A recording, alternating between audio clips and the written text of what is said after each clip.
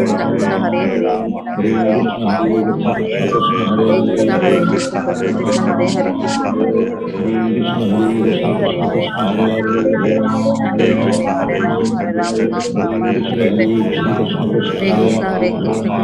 Hare Hare Hare Ram Ram Hare Hare Hare Hare Krishna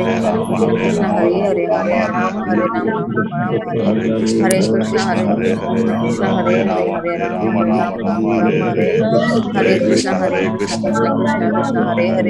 Hare Hare Hare Ram Krishna Hare Hare Hare Krishna Krishna Krishna Hare Hare Hare Ram Ram Hare Krishna Krishna Krishna Hare Hare Hare Ram Ram Hare Hare Krishna Krishna Krishna Hare Hare Hare Ram Ram Hare Hare Krishna Krishna Krishna Hare Hare Hare Ram Ram Hare Hare Krishna Krishna Krishna Hare Hare Ram Ram Hare Hare Krishna Krishna Krishna Hare Hare Ram Ram Hare Hare Krishna Krishna Hare Hare Hare Ram Ram Hare Hare Krishna Krishna Hare Hare Ram Ram Hare Hare Krishna Krishna Hare Hare Hare Ram Ram Hare Hare Krishna Hare Hare Ram Ram Hare Hare Krishna Krishna Hare Hare Hare Ram Hare Hare Krishna Krishna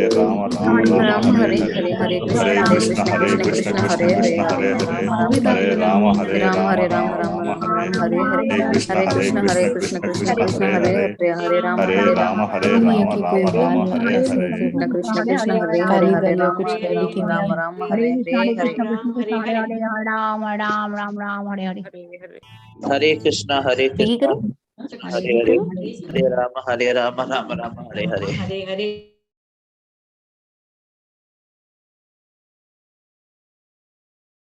Hare Krishna. I would like to introduce our reciter for today. Our reciter for today was Manvi. Manvi is based in Bangalore, Karnataka. It is very nice to know that she is the daughter of Shanti Sudha Mataji, who is a very nice volunteer for our temple. Shanti Sudha Mataji is the one who takes care of poster making and is also taking care of the website and does multiple services. Manvi is a student studying in 3rd standard. She practices shloka recitation for 1.5 hours daily, and her hobbies are drawing and singing. Thank you for reciting for us, Manvi. Hare Krishna. Thank you, Mataji. Hare Krishna, Mataji. Hare Krishna, Prabhuji.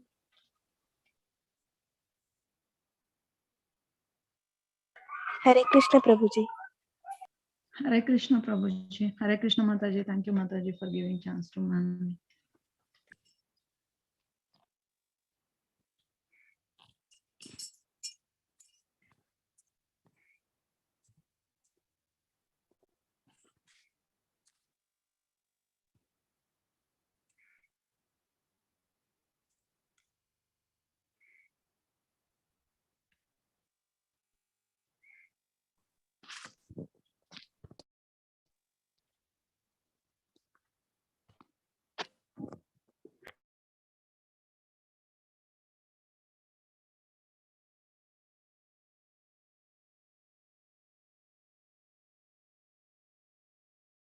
Hare Krishna, welcome everybody. Hare Krishna, Prabhuji. Your video is not coming, Prabhuji.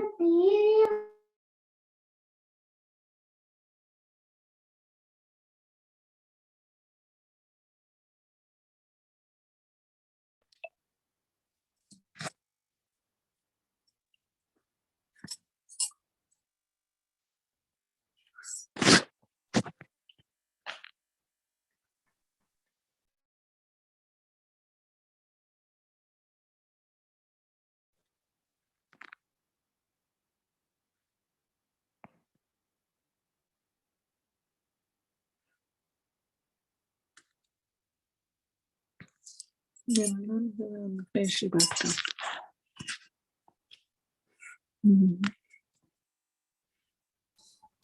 Krishna, Krishna Krishna, Hare Hare. Hare Rama, Rama Rama, Hare Hare. Hare Krishna, Krishna Krishna, Hare Hare Rama, Rama Rama. Hare Krishna, Krishna Krishna, Hare Hare Rama, Rama Rama, Hare Hare Krishna, Krishna Krishna, Hare Hare Hare Rama, Rama Rama. Hare Krishna, Krishna.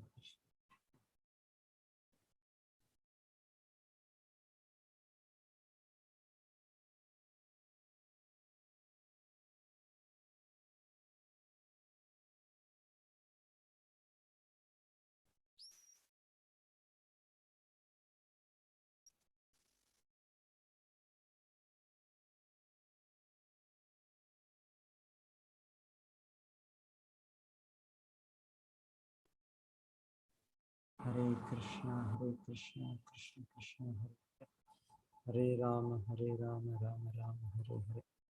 Hare Krishna, Krishna Krishna, Hare Hare. Hare Rama, Rama Rama, Hare Hare. Hare Krishna, Krishna Krishna, Hare Hare. Hare Rama,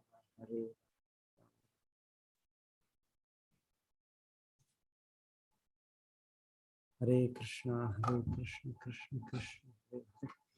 Hare Rama.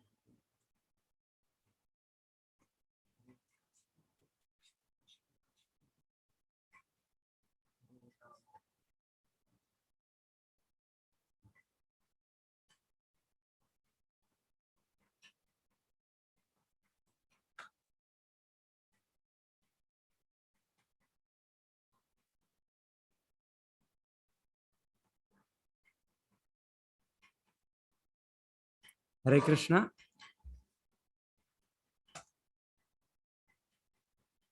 Hare Krishna, Radhika Mataji. Hare Krishna Prabhu.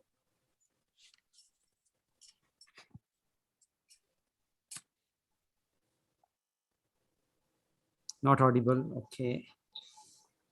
Select the microphone.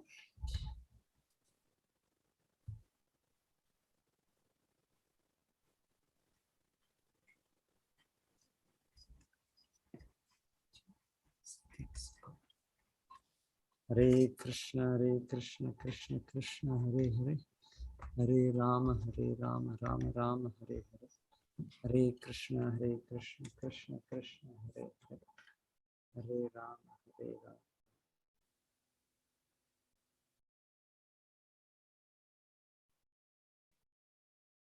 I hope I am audible now. Hare Krishna Mataji. Yes, Prabhuji. Yes, audible. But I am not able to hear anybody. Again, some problem with me. It's audible, Prabhuji. Radhika Mataji, you can speak up. Prabhuji, Yeah, you I can hear you, Prabhu.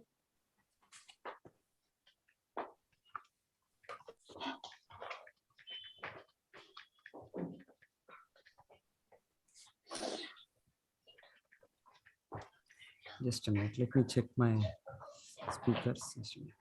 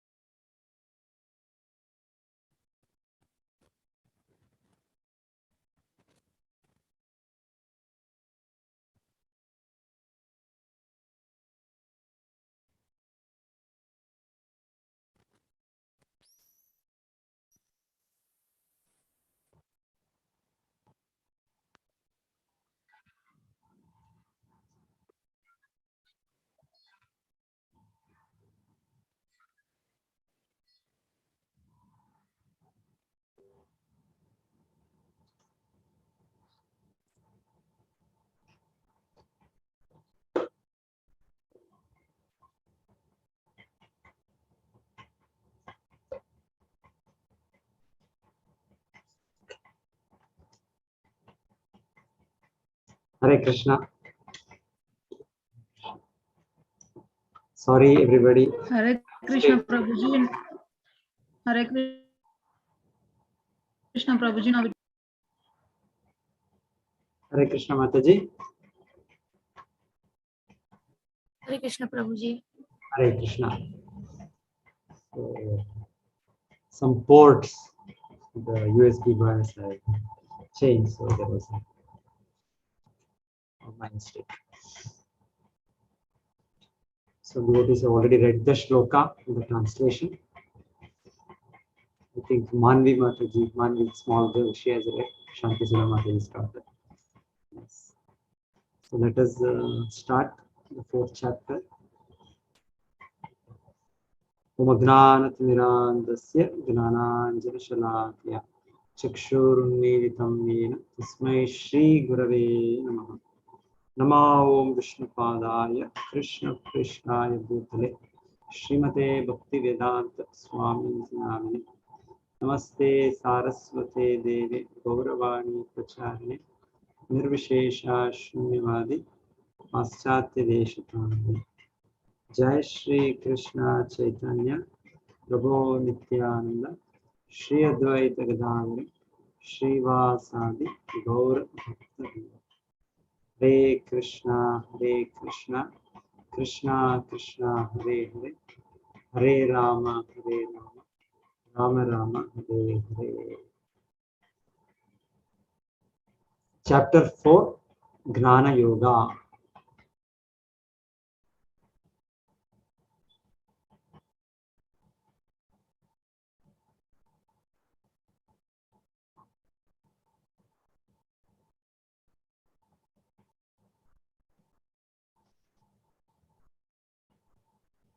So anybody had any difficulty regarding the 3rd chapter? Yesterday when Swami did this.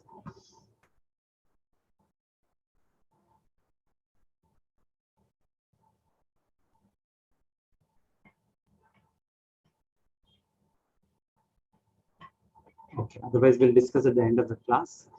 We'll start. Yes, Prabhuji. Yes. Some problem here.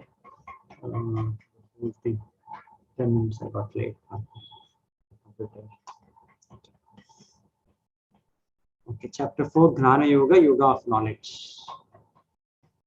So in this chapter, it's called Gnana Yoga, Yoga of Knowledge. So let us hear the Lord, what is this Yoga of Knowledge? 2nd chapter also, the knowledge regarding the spirit soul. It was termed Sankhya Yoga, analytical understanding of the body and the Atma, spirit soul. More higher knowledge, which is spoken of in this chapter, transcendental knowledge. So that's why it's called Gnana Yoga. So 4th chapter, Krishna gives how old this Bhagavad Gita knowledge is. It's not a new research knowledge as we have today. So there's a very, very old knowledge. It's a standard knowledge. So Krishna says, before speaking this knowledge to you now, I spoke this to Suryadev. The first 2 verses, Krishna says, Imam vivasvate yogam proktavan aham avyam vivasvan manave praha manurikshvakave pravit. Evam parampara praptam imam rajarshayo viduhu sakhale nehamahta yogo nashtaha parantapa. So the history of the Gita as spoken by the Lord himself. So Krishna is telling, Vivasvan is the name of the sun god. So I spoke to him. And so sun god spoke to his son Manu. Manu is supposed to be the progenitor of all mankind. So there are 14 Manus who appear in a day of Brahma, because the time scale is relative. What we have in our planet and what Brahma has in his planet is different. So just imagine, one of his day, there are 14 of the Manus who are coming. And one Manu time, there is a calculation given here. It is some, how much it is? Yes, 4 lakh into 10, 40 lakh into 7, 305 trillion years. It's a huge time. It's like a million years. It's not trillion years, 305 million years. We'll see the exact calculation how it goes.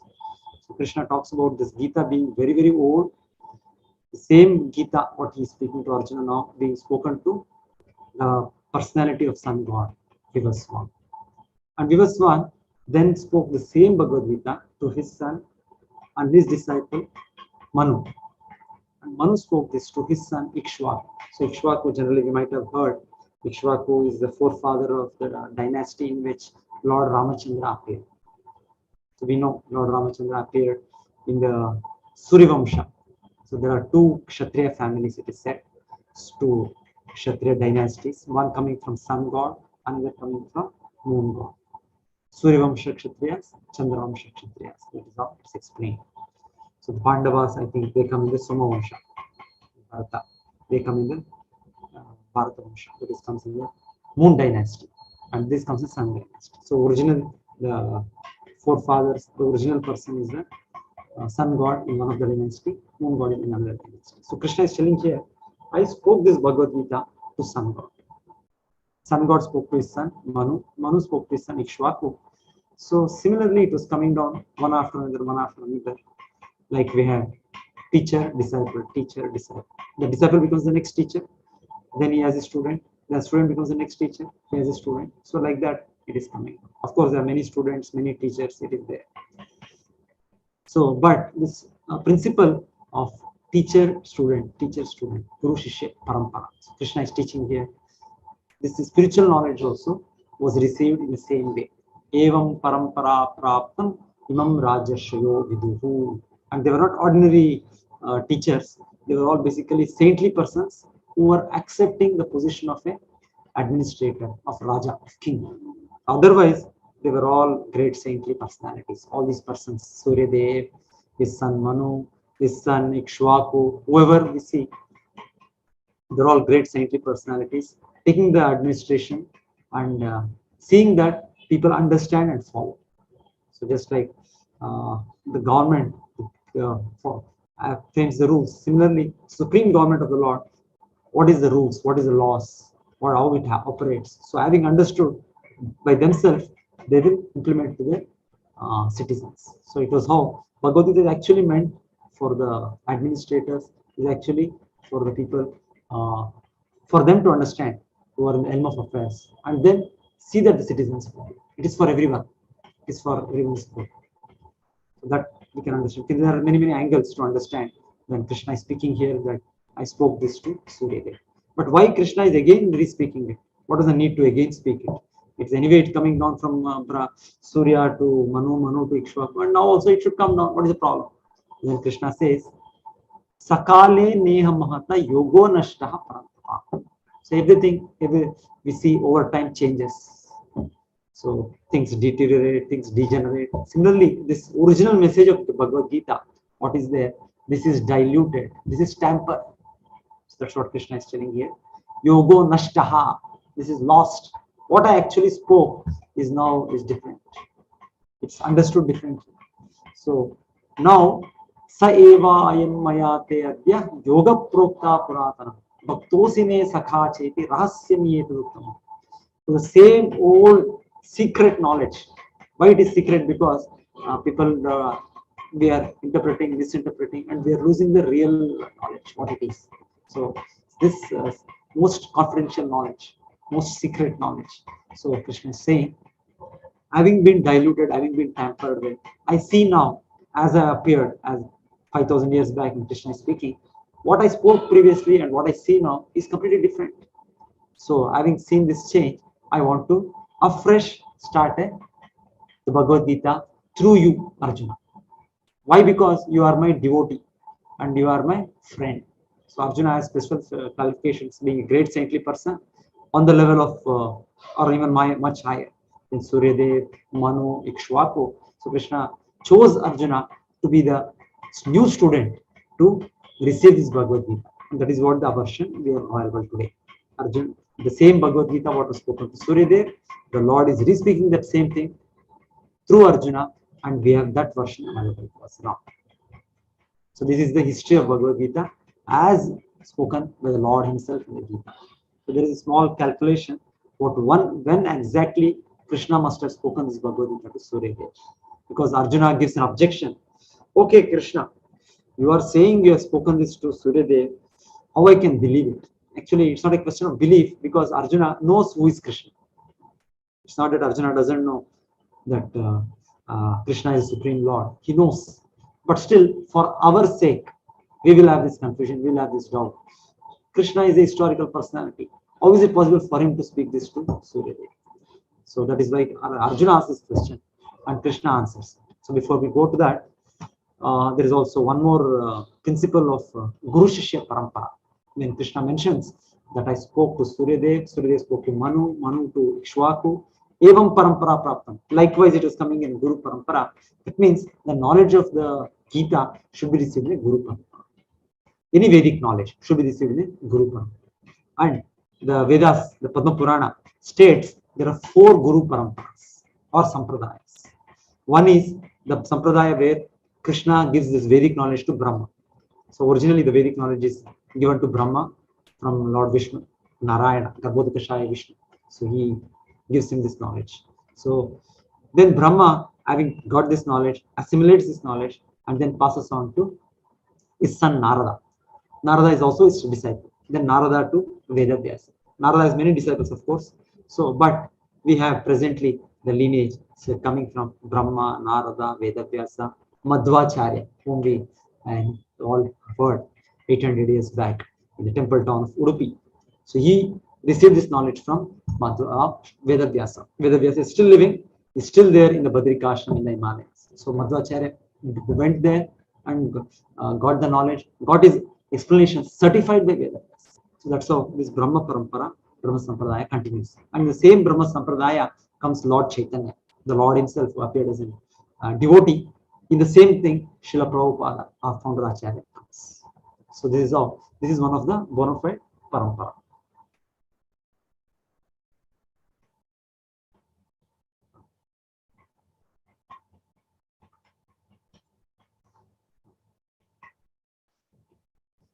Sorry for the interruption. So then again, this is Brahma Parampara. Similarly, there is Lakshmi Parampara, wherein Lakshmi, the eternal consort of the Lord, she passes on the spiritual knowledge to Acharyas. We have Sri Ramanujacharya and the Alvars, the famous Acharyas who appear in that line. Similarly, there is a Sampradaya coming from Krishna to Lord Shiva, and Lord Shiva in that Sampradaya comes Vishnu Swami. There are 3 Vishnu Swamis actually, it is said. Adi Vishnu Swami. There are so many Vishnu, yes. That is a parampara coming from Lord Shiva. That is called Rudra Sampradaya. And then there is one more Sampradaya which are coming through the 4 sons of Kumara, 4 sons of Brahma. The 4 sons of Brahma are called Kumaras. That is the Kumara Sampradaya. So in that there is Acharya and Nimbarka Acharya. So these 4 Sampradayas, one of them we should connect with. Just like somebody is studying any branch, suppose somebody is studying to become an engineer. So you should see that he should get connected to some college which is recognized by some university. And that university is recognized by the proper body, All India Technical Education or Medical Council of India. There are some recognized bodies which recognize the university, which recognize the colleges, which recognize the teachers. Similarly, this method of receiving spiritual knowledge is very, very important. It's like basically it's very essential. Without that, material knowledge maybe by some research sometimes we can gather the knowledge. But spiritual knowledge, unless we learn this at the feet of the great acharyas, it is impossible. We will come to that. We have a good presentation at the end of the class, ways of receiving knowledge, which will explain to us the importance of receiving the knowledge from an authority. So this principle Krishna is also giving. He spoke about the history of the Bhagavad Gita. He spoke about the principle of disciplic succession, importance of getting this Gita knowledge. Where just like history, we were having a great controversy regarding Kannada. So I understand, even I was part of the controversy, as part of that understanding.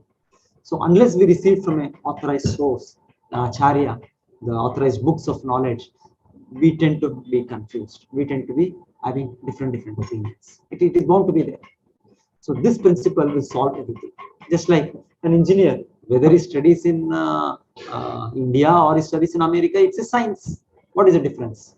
He becomes an engineer here or in one college here or in some other college. It's the same thing. Or somebody learns medical science in Karnataka or in Tamil Nadu or in Delhi or in Bombay. What is it? It's the same thing, because it is recognized by the university, is recognized by the appropriate authorized body.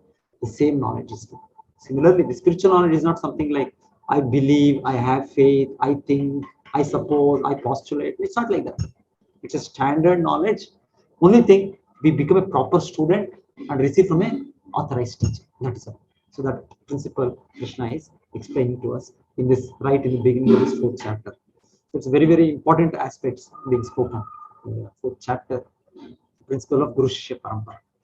So this is a rough timing when the Lord must have spoken the Bhagavad Gita. There is a calculation, because the time scale, the calculation, the Vedic time scale starts from a very small time, 1 millisecond, nanosecond, whatever we have today. It's all modern understanding. Even before we have this understanding in the Vedic times about the time, the nimisha, so many things are there. Wherein it's a very, very minute point of time. More or less today, the science has taken up, borrowed these elements and made the understanding. But otherwise, Vedic science itself has the time scale from a very small time to a very huge time. The very huge time is the life of Brahma. Brahma is a living entity who lives for 100 years, not 100 years of our time, his time. So he has his own day and night. He has his own 30 days a month. He has his own 12 months a year, and he lives for such 100 years. But what is his one day? In the Gita, we hear in the 8th chapter, Sahasra Yoga Paryantam Ahadyat Brahmano Viduhu, is one day is equal to our what is called cycle of 4 ages. So we have heard Satya Yuga, Treta Yuga, Dwapara Yuga, Kali Yuga. The 4 of them make one cycle of Yuga or Mahayuga. Such 1000 cycles make one Brahma's day. And similarly, same time is this Brahma's night. So we can just imagine what must be the lifespan of Brahma. Is one day, when we calculate, it comes to almost it's 8.6 billion years. So you go on calculating, his lifespan comes to, his day comes to 8.6 billion years, and his lifespan comes to 311 trillion years. It is all, it looks like it's an imagination. It's not an imagination, but we are too small. Our existence, our position, our understanding is too limited. But Vedic scriptures talk about this, and it's accepted by all the great teachers. So there is a calculation here about the Brahma's lifespan. This will be shared, so you can study it, and then any doubts further we can discuss on this. How this calculation comes is given. So based on that, the calculation is given that Krishna spoke the Bhagavad Gita to Suryadev at least 120 million years ago. That means 12 crores of years. So what is this time scale? We are hearing history books. We hardly have a history of 2000 or 3000 years, and that too most imperfect. So it's more, we go back and back, it becomes so much just imaginative history, so much some historians say like this, some other historians say like that. There is no uniformity. Just some way, some majority of them accept, we accept. But otherwise, there are so many mistakes in the history. What did they say? 1,500 years back, or 2,000 years back, 2,500 years back. It is very, very inaccurate history, accounts of history. So we are seeing today there is a lot of agitation going on, rightist, leftist, and all that. It has to be there. Unless you receive the knowledge from a standard authority, there will be somebody who will find the fault in your way of perception, in your way of analysis. Yes. But we get the history from the Vedic scriptures, from the great authorities, great saints. Yes. So Gita was spoken by Krishna to Suryadev before speaking to Arjuna 120 million years ago. There is a calculation. So based on that, we can say this. Yes. So now, coming to the point, Arjuna asked me the question, how can I believe this, Krishna? You are my contemporary. We both have taken birth just few years, maybe 80 years. Their 85 years, I think, was their age when this Mahabharata war happened. They were quite old by that time. They had their great grandsons and all that. So Krishna says, yes, Definitely, I took birth now, as you see. But what is my birth? So Krishna talks about the divinity of his birth in this portion of the Gita. So Krishna says here, Bahuni me vyatitani janmani tavacha arjuna aham ved sarvani tvam na veta parantapa ajopi sannavyayatma bhutanam ishvaro pisan prakritim swamadhishtaya sambhavami atmamayaya. So Krishna says, many births I and you have taken.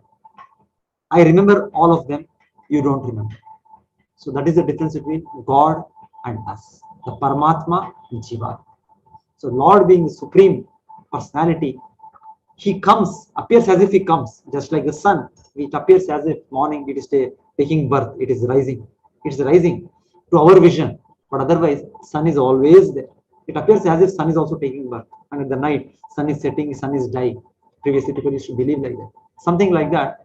Even the Lord, when he comes to this world, he comes, but not his coming is not like our coming. There is a hell and heaven difference between his coming and our coming. So that Krishna will explain now. The one quality Krishna says, I remember everything. Whenever I come, I remember. So we don't remember. I don't even remember yesterday. Okay, something I may remember yesterday, what else? Not fully 100%. Some 20%, 10% I can remember. 5% I can remember. If I go back last week of what I was doing the same time, I'll have to scratch my head. If you ask me what last month, this day, what you were doing, well, last year, then I'll say forget it. I don't remember. So this forgetfulness is our nature of the Jivatma, of the conditioned soul. But Krishna is not like an ordinary Jivatma. Being a Paramatma, he remembers everything of all time, all places, all people. So there is no limitation for the Lord. Why this Krishna remembers everything? That Krishna explains in this verse. His body is spiritual. Our body is material. So we are composed of these material elements. This body is a foreign covering for us. So it forces us to forget. And we change bodies. We change body from child body to youth body to old body. We saw every moment, every second, body is changing. The cell is changing. Everything is changing. So we forget. Krishna's body is a spiritual body which never changes. Because he's in spiritual body, he's in his original body, he can remember everything. He remembers everything. There is nothing like limitation as we have. Yada. But why Krishna appears? What is the reason for his appearance? Why he has to appear? He appears. Yada hi dharmasya glanir bhavati bharata abhyuthanam adharmasya tadatmanam sujamyam paritranaya sadhuna vinashaya cha dishkritam dharma samsthapanarthaya sambhavami yuge. So Krishna explains that here he comes down to set up the religious principles. Actually, one way it is said, Krishna doesn't have to come for this reason, because so many of his agents are there who are competent to do on his behalf.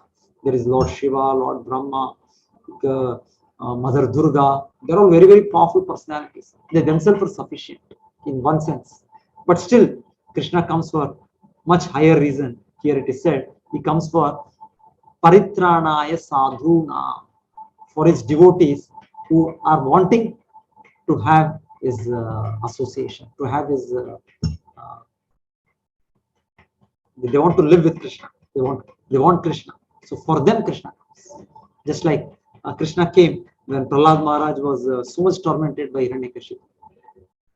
But Krishna could have done in so many ways. But mainly came because Prahlada told, yes, he is there in the pillar on the word of his Hiranyakashipu. But whether God is there everywhere, Prahlada said, yes, he is there. He is there even in the pillar. So to prove the statements of his devotee, Narasimhadev came. More than to kill Hiranyakashipu. That he can do in so many other ways. And even to give protection to Devaki, Vasudeva. It is for that reason Krishna comes. They want Krishna as their child. Yashoda, Nanda Maharaj, they want. So Krishna comes for that reason. Not to kill Kamsa. That also happens. Automatically Krishna does that work. But that is not the important work. More important work is Krishna comes for his devotees. Paritranaya sadhuna vinashaya chatushkata. Dharma samsthapanarthaya sambhavami yuge. I come every yuga. So Krishna comes in Satya Yuga, in Treta Yuga, in Dwapara Yuga, in Kali Yuga.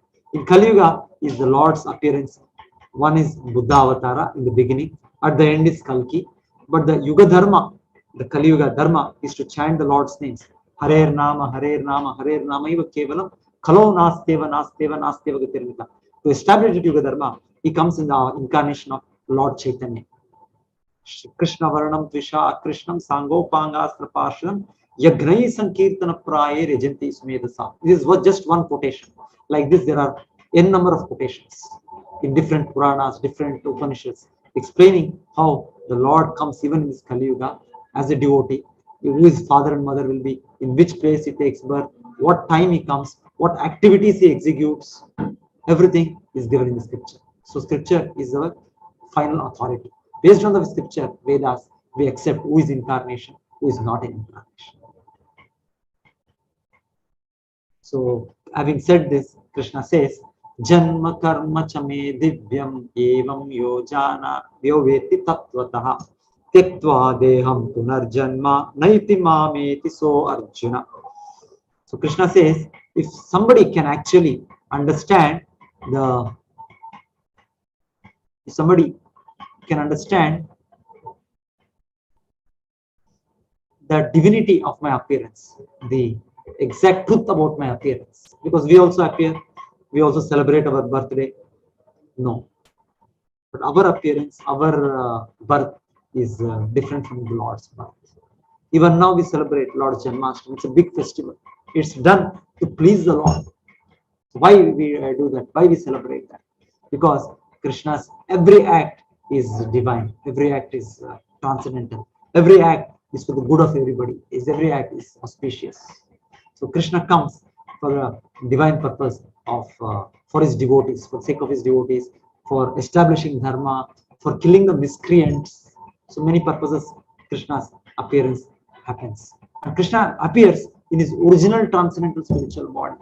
He doesn't have to appear forced by the laws of nature. So I appear due to my previous karma. I had no choice. Who will be my father? Who will be my mother? Which family I will take birth? Which country I will take birth? How much strength I will have? How much intelligence I will have? I have no choice. Whatever I have done previously, based on that purva karma, I took birth, forced by the laws of nature. But Krishna is not like that. Krishna is the controller of the laws of nature. He appears out of his own sweet will, appears also of his own free will. Krishna appears. So that's why Krishna says, if somebody can understand the divinity of my birth, of my activities, karma. So Krishna's karma is every act is transcendental activity, is a spiritual activity.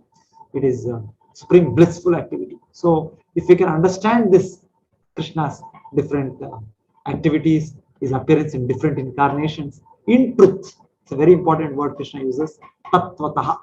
So in India, being born in India, we all have heard about Krishna, but most distortedly we haven't understand the proper. Myself, 15 years, 16 years, maybe 18 years of my life, or 20 years almost. So probably didn't have any clear understanding what Krishna is. So that's how we are taught, the whole society, the whole understanding is here. So if we can understand as per the understanding given in the Bhagavad Gita, as per the understanding given by the great teachers, the Vedic scriptures, then Krishna says that itself is sufficient for us to achieve the supreme perfection of life. So what is the supreme perfection of life? Tektva deham punarjanma naiti mameti so Arjuna. So we don't have to again come back to the cycle of birth and death. So many yogis, so many gnanis, they are trying, undergoing so many austerities for so many length of years, so many study of Vedic scriptures, so many things. But nothing is needed if we can actually understand Krishna's appearance, Krishna's position in reality. Tattvataha. If we can understand, yes, Krishna is the supreme personality of God. There is no truth superior to Krishna. I had forgotten this for so many years, so many lifetimes. Now I have come to know my Lord. Kindly give me shelter. So if we can fix ourselves on that understanding, it is said, immediately we can become liberated. So the Lord is the supreme. The Lord is an omnipotent, omnipresent, omniscient personality. So He can give us that. So this portion of the Bhagavad Gita, that's why it's all one after another. The actual understanding of Krishna's personality, our relationship with Him. So His appearances, activities, they're all being given.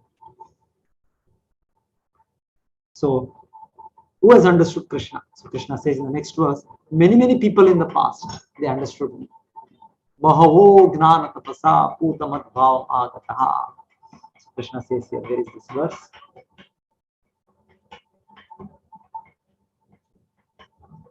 Yeah. Before that, Krishna's form is spiritual, our form is material. Krishna's form is permanent, our form is temporary. We are controlled by Maya. Krishna is controller of Maya. The three modes which we are discussing, Prakriti, three gunas. So Krishna is above that.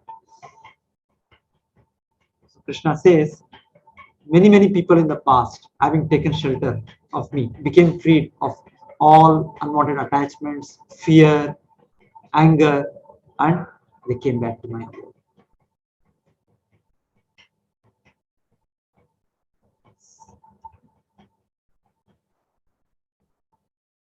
So then there is some understanding of the Devatas in this part of Bhagavad Gita. So Devatas are powerful personalities, authorized agents on behalf of the Lord, who are controllers of different departments of this universe. So just like we have a small town, small city, we have so many officers, secretaries. Similarly, so many ministers. Similarly, in the administration of the Lord, he has his assistants. So mostly they are advanced, pious living entities of this material world who are posted there. Then the Lord talks about the system of Varnashrama Dharma. So our Dharma is not Hindu Dharma. We have no word in the Vedic scriptures saying Hindu Dharma. Hindu Dharma is a misnomer. It's a name given by the people across the river Sindhu, the Arabians. So when they addressed the people, the culture remaining here, they called Hindus. That was around 1,000, 1,500 years, 1,000 years back roughly. Before that, our Dharma was there all over the world, which is called Sanatana Dharma, or as per this statement of the Gita, we can call it Varnashrama Dharma. So the system wherein a civilized society which follows regulated way of life and with the goal to achieve self-realization, to achieve God realization. So this is the Varnashrama Dharma. So Krishna says, I am the creator of this Varnashrama Dharma.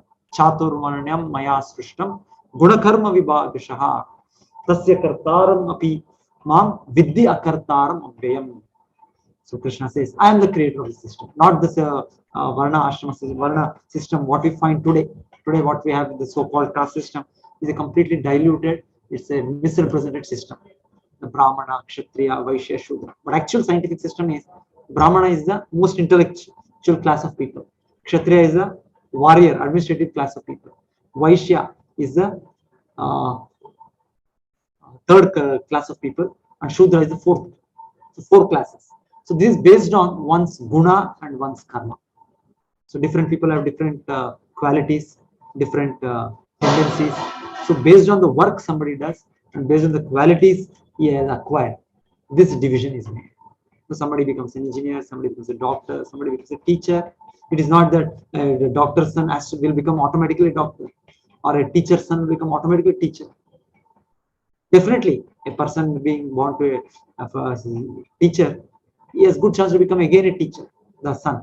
But that doesn't make him automatically a teacher.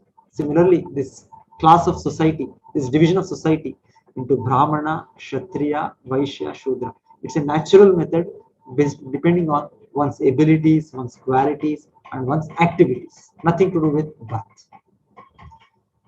Krishna speaks here very clearly. Guna karma vibhagashaha.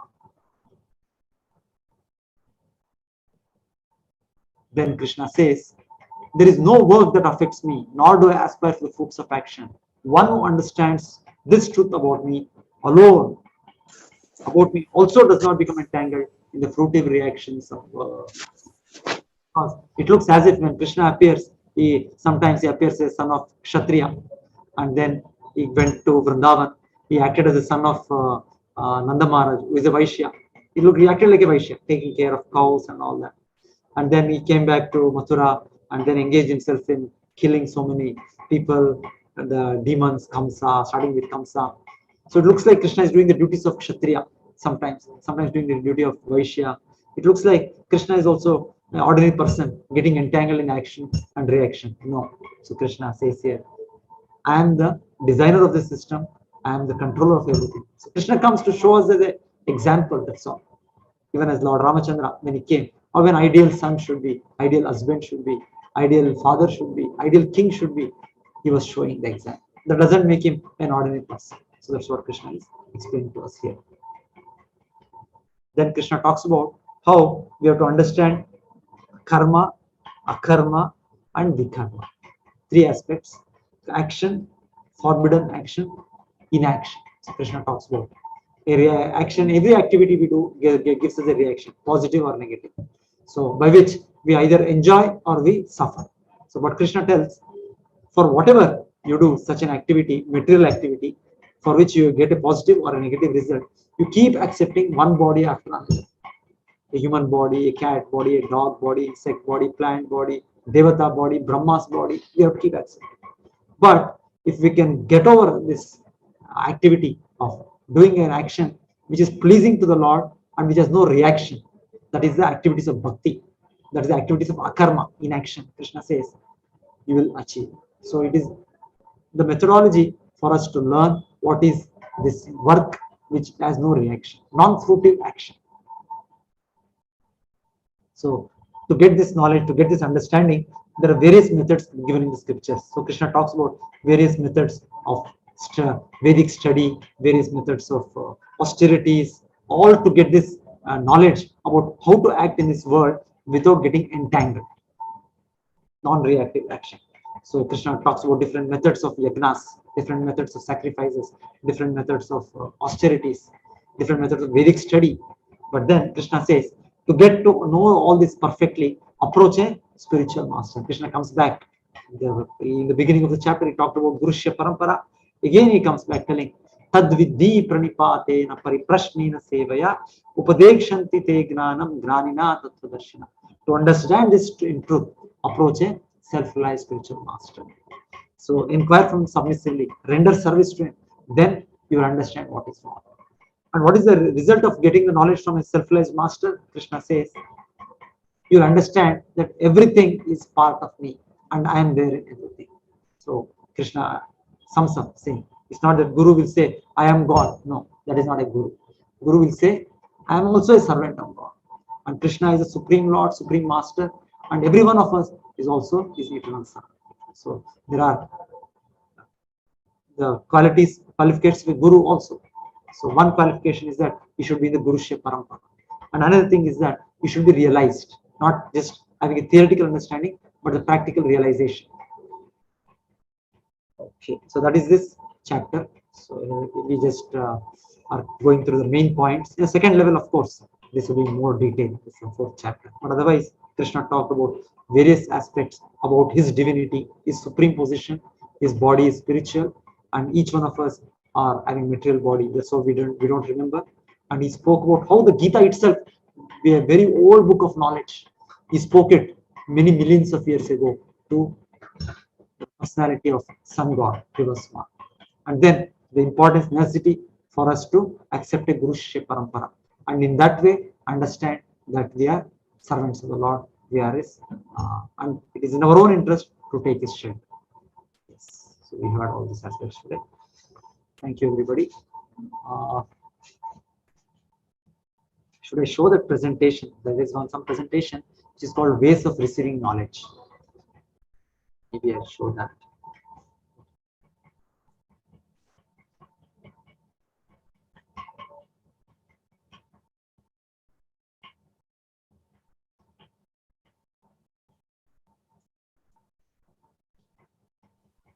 Prabhuji, Hare Krishna, Prabhuji. Hare Krishna. So if you see in this last verse, I mean chapter 4 verse 34, I can see the slide. So it is said that if you approach a self-realized soul, he will be able to bring you to the path because he has himself seen the truth. Correct, Prabhuji? Yeah, we'll come back. Run through this presentation. There's a nice presentation. You can read this. You can see this. Yes, Prabhuji. Yeah. Yes, Sai Kiran, you can read this. Yes, Prabhuji. Okay. I should read, Prabhuji, now? I should read, Yeah, read it. Yeah. Read it Okay. aloud. We hear from you. Science itself requires faith. We don't know our logic is correct. I don't know you are there. You don't know I am here. We may just be imagining all uh, this you see. I have a faith that the world is what it seems like, and thus I believe you are there. I can't prove it from any fundamental point of view, yet I have to accept a certain framework in which to operate. The idea that religion is faith, science is knowledge, I think is quite wrong. It misses the actual basis of science, which is faith. We scientists believe in the existence of the external world and the validity of our logic. We feel quite comfortable about it. Nevertheless, these are acts of faith. We can't prove them. Charles Stone's Nobel Prize in Physics, 1964. Yes. So we'll start. So, because these are just a general accusation that science is fact, truth, and religion is faith. So there is a domain definitely of the science. So till that time, fine. So when it comes to domain beyond that, the science becomes one kind of faith. Okay. So this meaning knowledge is called epistemology, the branch of philosophy concerned with nature and origin of knowledge. Epistemology asks the question, how what we know. So basically, the gaining knowledge, one is the ascending process, another is the descending process. The ascending process, there are two types, Pratyaksha Pramana and Anumana Pramana. So you can see Pratyaksha Pramana. Pratyaksha Pramana means you experiment and you find out it is true. Just like we do experiments in the lab and then you say, yes, this is true. So without experimentation, we don't accept. We see, we have to see with our eyes, and then we accept. That is through the senses, through the direct sense perception, Pratyaksha Pramana. Anumana Pramana is where I hear something, some huge sound. Immediately, I may say it is some lightning sound, thunder sound. Somebody may say, no, it is some bomb explosion. Somebody may say, no, it is some fire burst. Depending on previous experience, we postulate. That is called Anumana Pramana. Theory is based on evidence, previous experience. Then descending process, this is called Shabda Pramana, hearing from a bona fide authority. So descending, just like we put school college, even we don't start. So we accept what the teachers say to us. That's a descending. Later, the methodology they give us, we experiment, and there is some kind of ascending. But otherwise, initially is we accept their words. So that is called descending process. Nice example. Sometimes it is said. Suppose somebody wants to find out who is his mother. So what do? So experiment? No. We have to ask our mother. So mother, who is your father? Rather, who is your father? So mother is the best person to tell us who is your father. She becomes authority in informing us who is our father. Not that we go on experimenting. Maybe this person is my father, that person is my father. No. So it's best to approach an authority and get the knowledge, particularly when it comes to understanding, which is beyond our capacity. Pratyaksha Pramana is seeing, believing. Just like here, we see in a mirror, we see a mirror view. The right appears left, left appears right. Here, the refraction that is happening. The stick looks as if it is bent. It is not bent, but because of different properties of the air and the water, it appears as if it is bent. It is not bent. But for our eyes, it looks bent. It is not bent. It is a straight stick. We all know. We take out the stick, we see it's straight. But when you put in water, it looks as if it is bent. So he's seeing, believing. We cannot acquire absolute knowledge through material senses. Our eyes, our ears, our nose, everything has a limitation. So basically, Vedic science sums up that there are 4 defects. One is our senses which are imperfect, where we gather knowledge, eyes, ears, nose, all these things. Then we are under the understanding of the body, which we are not. With little contemplation, we can understand we are not the body, but each one of us are under this wrong conception that we are the body. Third one, we keep committing mistakes. Mistakes, we feel after the mistake is done, again the same mistake I have made, because that is the nature. It is said in the conditioned present life, we all have these imperfections, imperfect senses, to be illusion, tendency to commit these mistakes. But still, with all these imperfections, I say that what I believe is what is correct. So we have so many things like that, so many cheating propensity. That is what is called as cheating propensity. Even though I know I have a lot of imperfections, I still proclaim that whatever I am speaking is perfect. So that's how it is said. We lose the authority for by ourselves to give perfect knowledge. Any conditioned soul is disqualified because of these 4 defects to get perfect knowledge. So that's why the ascending process of getting knowledge through pratyaksha pramana and anumana pramana, by direct sense perception to direct evidence, direct through the senses, and then by postulation, anumana pramana, both fail. Then how do we get knowledge? So the same thing is explained here. Imperfect senses. Eyes do not see beyond 4,000 to 7,000 angstrom. Ears are deaf outside the range of 20 to 20 kilohertz. Ears, it cannot distinguish between hissing of a cooker and train. Suppose there is a railway train running, so we can identify. But suppose the house is nearby next to a train station and there is a pressure cooker, so they cannot make out whether it is a pressure cooker or this. Both appears similar. The ears cannot distinguish it. The tongue, eating orange after sugar tastes sour. Eating orange after lemon, there is sweet taste. So there are so many things like this about our senses being imperfect, being influenced by so many external factors. Optical illusion. So it appears to a certain vision as if it's an old lady. In another angle, it appears as if it's a young lady. Same photograph, same picture, it appears differently. Yes, these are optical illusion. Different optical illusions.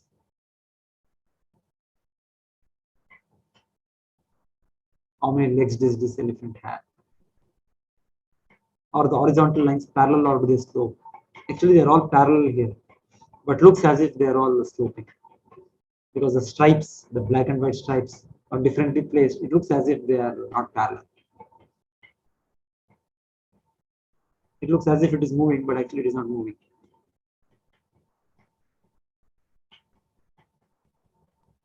Not only this, it is said in the science, what we have today, the research-oriented science, ascending method of knowledge, which is being stressed. So initially, stars were considered to be some pinpricks on a crystal globe.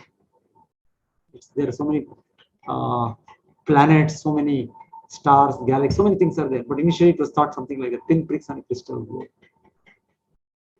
Brain was thought to be an organ to cool the blood. There's a scientists have thought some 500 years back, 400 years back. Electricity and heat were considered fluids. And not only that, very recently we have a Darwin theory. To prove this so-called Darwin theory, so many frauds are they were accepted. There is one instance where in 1910, 1912, somebody discovered, not actually discovered, he showed that I found something which will prove that man came from apes. Because the theory states that you keep changing from one form to another, one form to another. So they had something called missing links.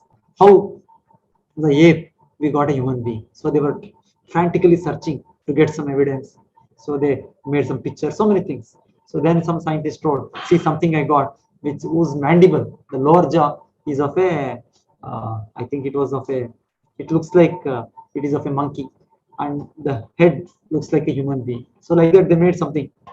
So this was accepted as some strong evidence, and it went on for some 30, 40 years. And some of more than 500 or thousands of people got PhDs also. They wrote theses on that. They were awarded this doctorate based on this evidence. Oh, we got a proof that man came from apes, and it's called pill down man fraud. Then 1950s, when they discovered something called radioactive dating, they found that the part which they claimed as the lower jaw is different from the skull of the person. It belonged to some ape, some monkey, and the head, it belonged to some human being, some recently 500, 600 years back. So whoever the so-called scientist who made up this thing, he assembled them and claimed that I have proved that there is a missing link and man has come like this. This went on for 40 years in science. So like this, so many accounts, not one, not two. Even this fossil evidence, there is so much what is called forbidden archaeology. Archaeology is study of fossils, of the geology, so many things. So whatever is favorable for their theories, they accept.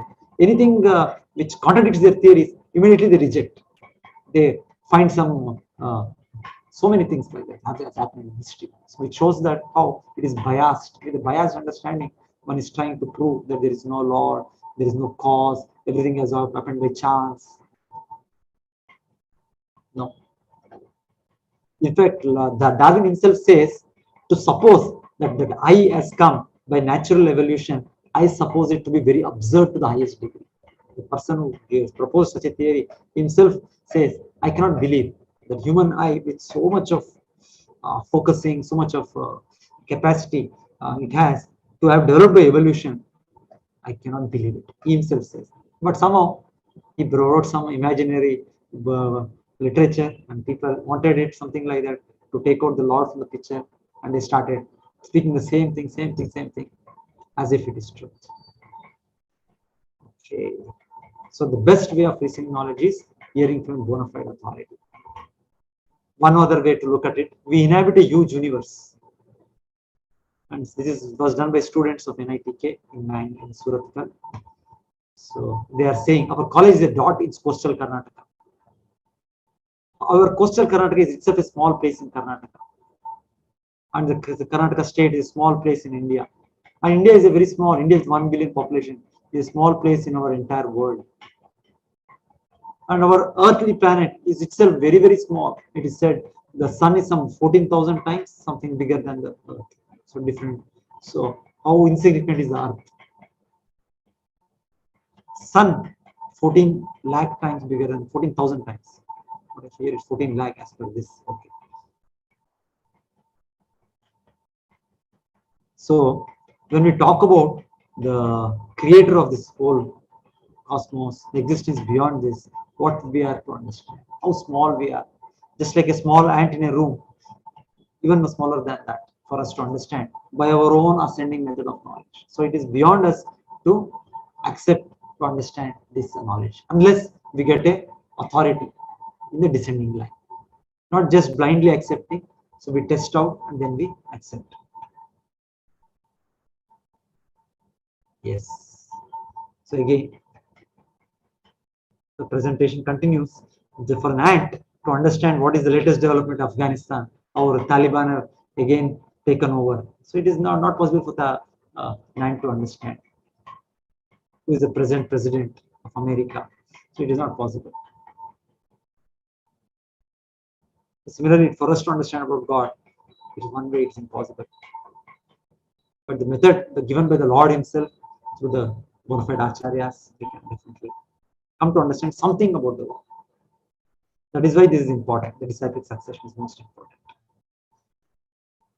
There is one more nice, somebody can explain this? Any devotees? What is this showing?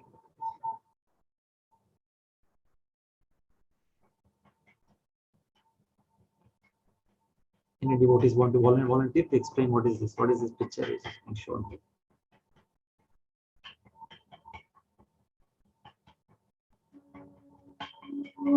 There are different nyayas. Nyayas means logic. Logic of the frog in the well. Kupamanduka nyaya. That is what this is called. Kupamanduka nyaya here is where it is showing a frog has come from outside ocean. It has fallen into a well. So this frog here, whom you see, is wearing a white coat and big spectacles. So he is a frog in the well who has done PhD. A lot of years he has studied about the well.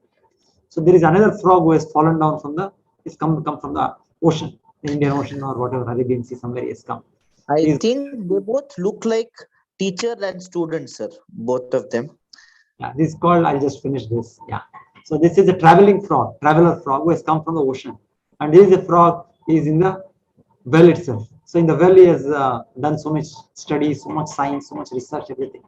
So when this frog from the ocean has come, this frog in the well is asking, how big is the ocean?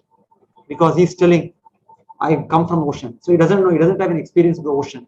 So he's asking, is it this much? He's just showing now. Or maybe it is 2 times of this well, 20 feet, or 10 times, or 100 times. So what the frog in the well can understand about the existence of the ocean, because it's too limited. So this is what is called Kupa Manduka Nyaya, the Manduka, the frog in a well, the logic of the frog in a well. So like this, the way we are situated, our intellectual capacity, our position, it is beyond us to understand knowledge about the law. That is why this descending knowledge, this Shabda Pramana, becomes most important. And what is called Guru Sadhu Shastra. Guru Sadhu Shastra is again a methodology wherein we test out, not that we blindly accept. Just like suppose you go to a doctor and the doctor tells you you have got a cancer.